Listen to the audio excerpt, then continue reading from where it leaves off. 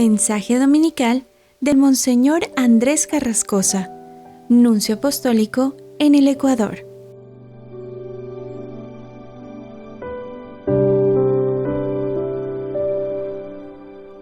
Queridos hermanos, feliz domingo. Estamos en el domingo 26 del tiempo ordinario y leemos el Evangelio de San Mateo, capítulo 21, versículos 28 a 32. Y en el Evangelio de hoy Jesús sigue enseñándonos a través de una parábola. La parábola nos dice que un hombre tenía 2 hijos. Se dirigió al primero y le dijo: «Hijo, ¿ves hoy a trabajar en la viña?».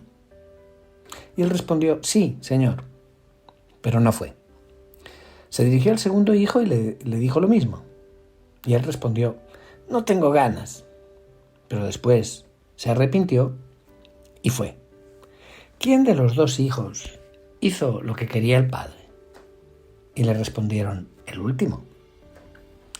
Vamos a aclarar una cosa. Lo primero por lo cual Jesús nos dice la parábola es esto. El hijo que dice que sí, pero que no va, representa a aquellos que conocían a Dios, seguían la ley de Moisés, pero desde el punto de vista práctico, cuando se trató de acoger a Cristo, que era el final de la ley, se echaron para atrás. El hijo que dice que no, pero que luego se arrepiente y va, representa a aquellos que un tiempo vivían fuera de la ley de Moisés, fuera de la voluntad de Dios. Los paganos incluso, los pecadores. Pero después, cuando llegó Jesús, se arrepintieron y acogieron la buena noticia del Evangelio, la buena noticia del amor de Dios. Y es por esto que Jesús saca la conclusión de que, y lo hace delante de los príncipes, de los sacerdotes y los ancianos del pueblo, y les dice: en verdad os digo, los publicanos, que eran pecadores públicos de lo peor, y las prostitutas, lo más dejado de lado, pasarán por delante de ustedes en el reino de Dios. Pero ¿qué es lo que nos dice a nosotros hoy, cristianos del siglo XXI, esta página del Evangelio? Pienso que para Dios las palabras y las promesas que le hacemos cuentan muy poco si no conseguimos que a esas palabras sigan nuestros actos. Jesús nos recordó no quien dice Señor, Señor, sino quien hace la voluntad del Padre es el que entrará en el reino de los cielos. Hay una diferencia entre el primer hijo, que es perezoso, y el segundo, que es hipócrita. Intentemos imaginar lo que pasó dentro de ellos. En el corazón del primer hijo, después de decir que no, resonaba la invitación del padre. En cambio, en el otro, a pesar de haber dicho que sí, la voz de su padre permanecía enterrada. El recuerdo de su padre despertó a ese hijo de la pereza y fue e hizo lo que el padre quería. Mientras que el otro, que sabía bien dónde estaba el bien, contradijo lo que decía con sus obras. Dijo que sí e hizo que no. ¿Por qué? Porque se había vuelto como impermeable a la voz de Dios y de la conciencia. Y de esa forma había abrazado, y sin crearse ningún problema, una doble vida. Jesús, con esta parábola, pone delante de nosotros 2 caminos. Nosotros, que lo sabemos bien, no siempre estamos dispuestos a decir sí con las palabras y con las obras, porque somos pecadores.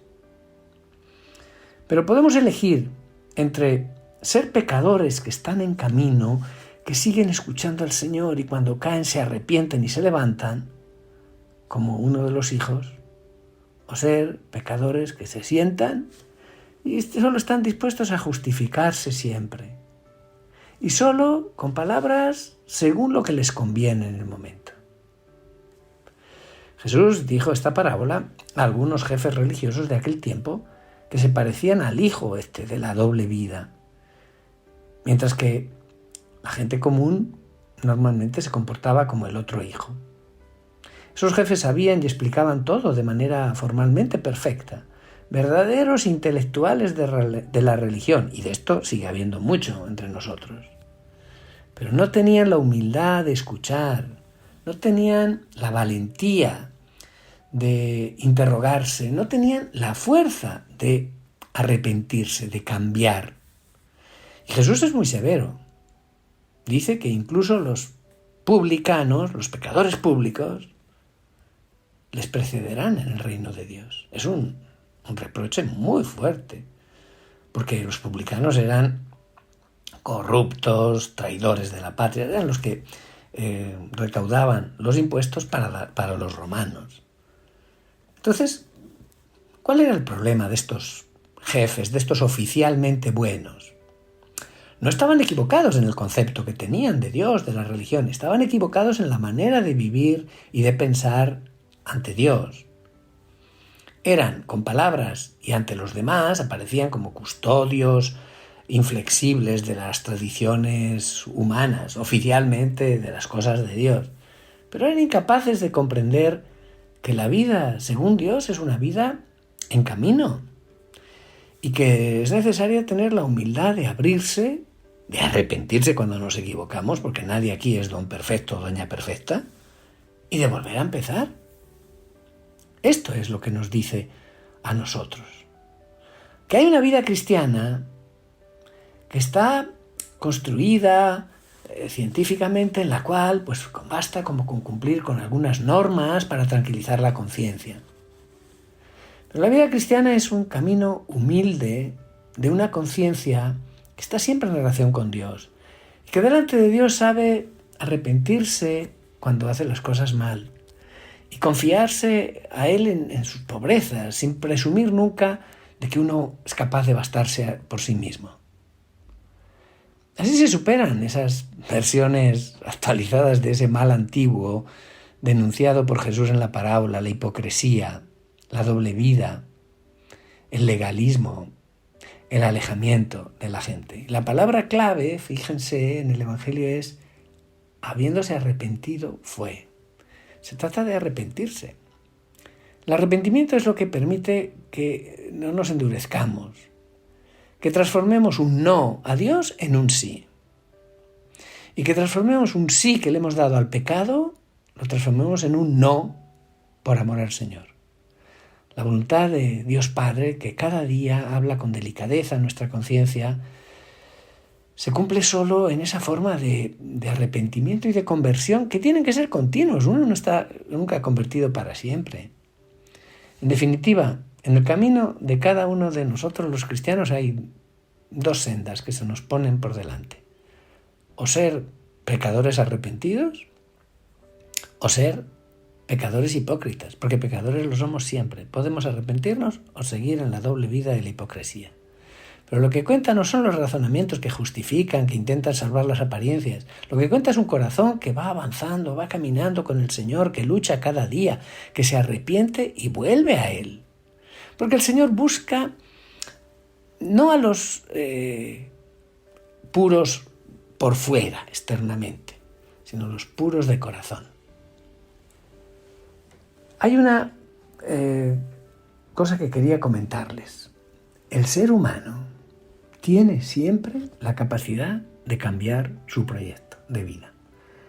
Y esto es una cosa importantísima, porque si no, no seríamos libres, no seríamos personas humanas. Esa capacidad de cambiar nuestros proyectos nos da la posibilidad de vivir nuestro destino de hijos de Dios.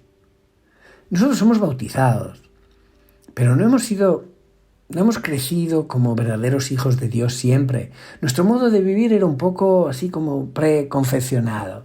Nos han presentado estilos, comportamientos que comprendían probablemente también la religión, pero de esto a entender la vida en la manera como la entendió Jesús, el Señor, como una obediencia por amor a un Dios que es Padre, del que depende todo, hay mucha distancia. Nuestros proyectos, por buenos que sean, muchas veces han quedado en proyectos humanos y quizá lo son todavía ahora. Y según eso, que nos recordaba el domingo pasado el profeta Isaías. Los pensamientos y los proyectos de Dios no son nuestros pensamientos, están lejos como el cielo de la tierra. Esto significa que los proyectos de Dios tienen que ver con mi bien, porque Dios no tiene otros proyectos que no sean los que buscan mi bien, pero no se identifican con mis proyectos sobre mi propio bien. La consecuencia es que si quiero verdaderamente vivir según los proyectos de Dios, reconociendo que son inmensamente mejores, entonces tengo que cambiar mis proyectos. Y debo comenzar a entrar en la vida como nos indica el Padre nuestro. Padre, que se haga tu voluntad, que se cumplan tus proyectos sobre mí. Que tengan un feliz domingo y que Dios les bendiga.